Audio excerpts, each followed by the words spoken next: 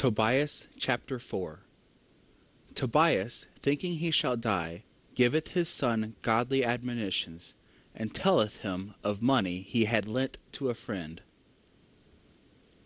Therefore, when Tobias thought that his prayer was heard that he might die, he called to him Tobias his son, and said to him, Hear, my son, the words of my mouth, and lay them as a foundation in thy heart.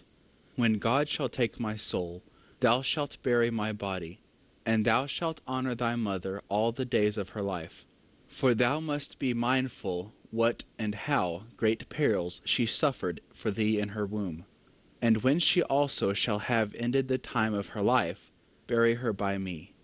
And all the days of thy life have God in thy mind, and take heed thou never consent to sin, nor transgress the commandments of the Lord our God. Give alms out of thy substance, and turn not away thy face from any poor person. For so it shall come to pass that the face of the Lord shall not be turned from thee. According to thy ability be merciful. If thou have much, give abundantly. If thou have little, take care even so to bestow willingly a little. For thus thou storest up to thyself a good reward for the day of necessity. For alms deliver from all sin, and from death, and will not suffer the soul to go into darkness. Alms shall be a great confidence before the Most High God to all them that give it. Take heed to keep thyself, my son, from all fornication, and beside thy wife never endure to know a crime. Never suffer pride to reign in thy mind, or in thy words, for from it all perdition took its beginning.